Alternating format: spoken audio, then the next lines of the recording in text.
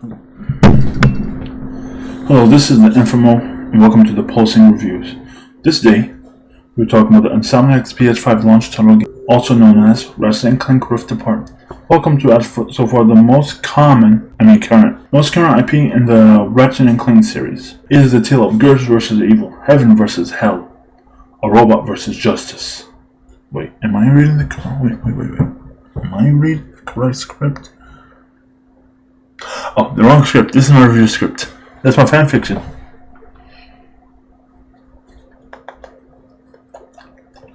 There's my review script. Let's talk about the gameplay. The gameplay plays similar to previous Ratchet Clank games. You know, if you haven't played a previous Ratchet Clank game, it's basically like a behind-the-back shooter with melee attacks and exploration mixed in with gold bolts and stuff of that nature. Nothing super. You know what I mean? It's normal. The way you upgrade the game is based on a specific collectible versus a crack in time where you go collect, you fight, you get these upgrade things. The upgrade system is way more simple and less collectible grinding than the previous. This game is easier. There is a side quest with I think the small little robot called Glitch, where for some reason you just get ambushed like crazy, bro. I was like, nah. I didn't expect that. Like, I understand the difficulty, but I didn't want. That's not a difficulty spike I'm willing to waste my time in. So I got angry and I said, screw it.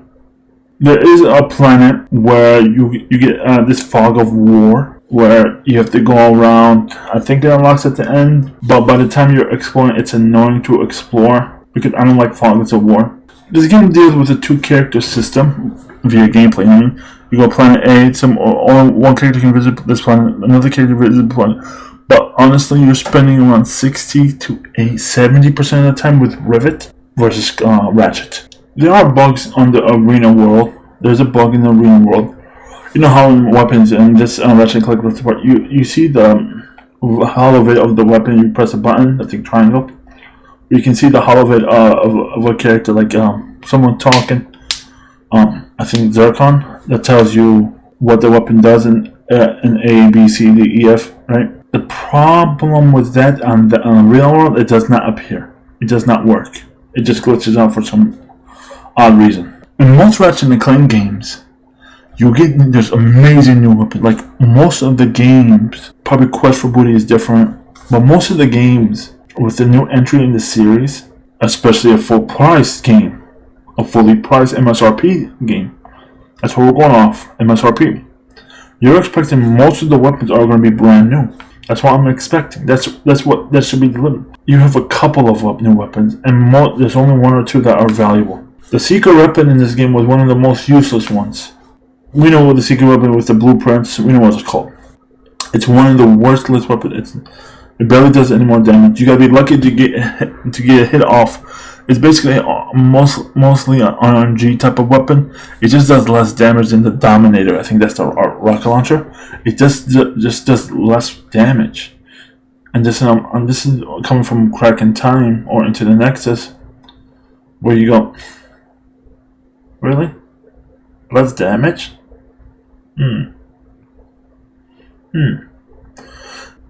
Which is kind of weird when it's a secret, ultra, mega hidden, abandoned, forbidden weapon. It's just weird. Let's talk about the music. The music in this was alright in all aspects. It felt natural towards the feel of the game that I have no qualms about. I don't remember a lot of aspects of the music because audio level issue. When the audio level issue, you don't remember music because lower. Background music felt fine and nothing grating. Special scenery felt fine and nothing grating. In my personal opinion, it was fine but nothing memorable. It didn't feel great. My thing is the way I would rate is as long as it's not great, as long as it fits the feel, it's gonna get a solid 2.0. But not to get it like a 2.5. You have to make me. You have to have my heart beat. You know what I mean? It's like damn, oh my god, and it has to beat like several times. And my personal, because music is one of the very subjective. Some people might have 2.5, but my personal, it sits around a 2. I rate it. If it's not grading, it feels smooth, you're gonna get a solid 2. If you're gonna get a solid 2. If you make it memorable, 2.5 like that. Music is an easy area for me to solve. Yeah, I also had to reduce the music and sound effects to adequate level so I can hear the dialogue. I feel like this deserves a 2.0 in this aspect. Let's talk about the performance. This is going to be short and sweet. Performance for this game is S tier. Solid 60 FPS with ray tracing on and off, something Jedi Fallen Survivor can never do. Never had an issue. No frame drop, no screen tearing, no frame timing issue. Beauty. The performance is an example of beauty in disguise.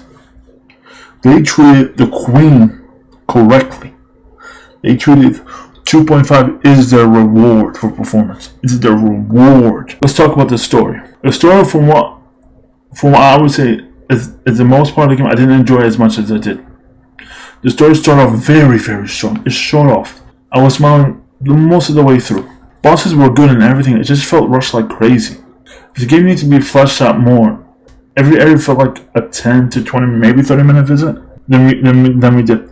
I get it's supposed to be a short adventure, but people didn't pay $70 MSRP for a short adventure. We just didn't.